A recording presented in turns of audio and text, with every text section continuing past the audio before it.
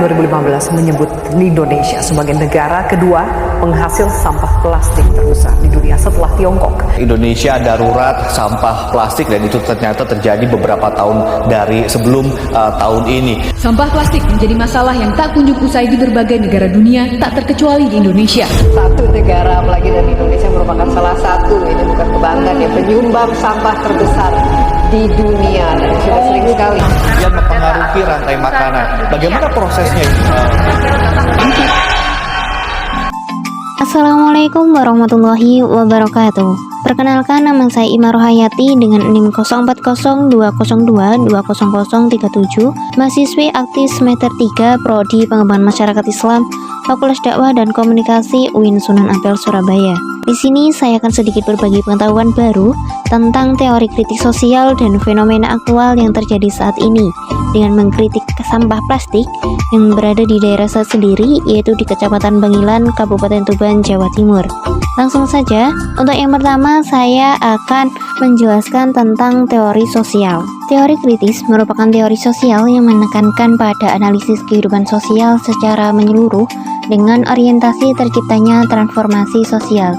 Implementasi teori ini telah diarahkan kemana-mana, melainkan untuk mendorong adanya perubahan sosial di masyarakat. Perubahan sosial yang dimaksud adalah terciptanya masyarakat yang terbebaskan, adil dan mandiri dari dominasi kultural serta ideologis.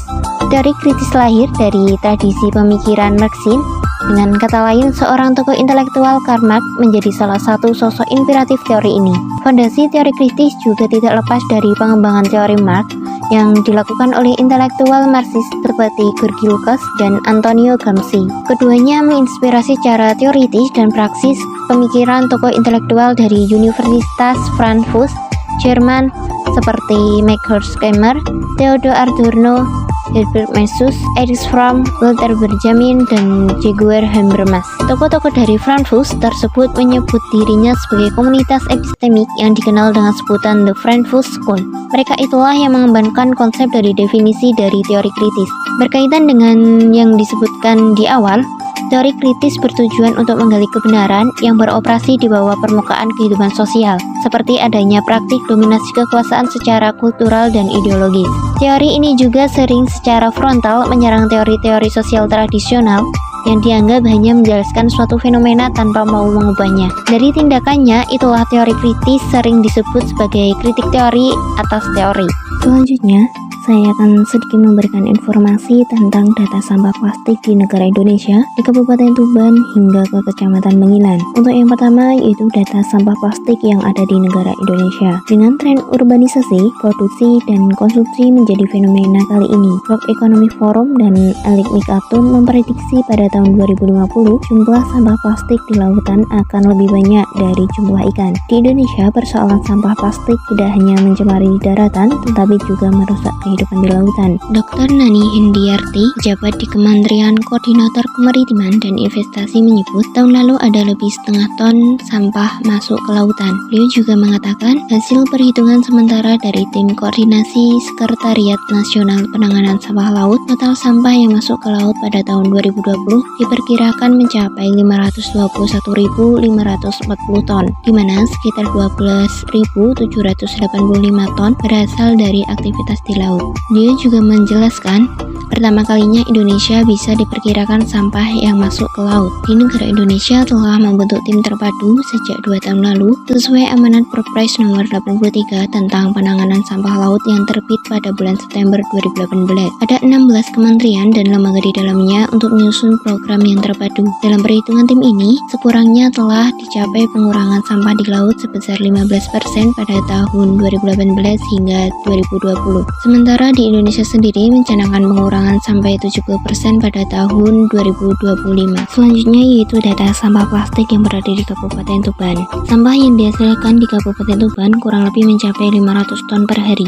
Dari jumlah tersebut, sebanyak 60-80 ton sampah masuk di tempat pembuangan akhir atau TPA dan sisanya belum terkelola dengan baik. Informasi dari Kepala Dinas Lingkungan Hidup atau DLH Kabupaten Tuban oleh Insinyur Bambang Irawan Beliau mengatakan bahwa di antaranya sampah di tepian pantai dan sampah yang tidak dibuang di TPS maupun bak yang tidak disediakan. Setiap tahunnya, Pemkab Tuban mengalokasikan anggaran sebesar 1,2 miliar melalui DLH untuk mengelola sampah di TPA. Pengelolaan sampah di Kabupaten Tuban berbasis teknologi RDF dan berbasis masyarakat. Pada tahun 2021 ini, Pemkab Tuban melalui pembangunan teknologi RDF di TPA Gunung Panggung di Kecamatan Semanding, total dana yang disiapkan mencapai 122,7 miliar dari dana APBD. Ditargetkan pada tahun 2023, teknologi RDF akan melalui beroperasi dan mampu menyerap sampah 120 ton per hari, yang selanjutnya diubah menjadi bahan bakar alternatif. Tambahnya juga dapat digunakan sektor industri untuk mengganti batu bara,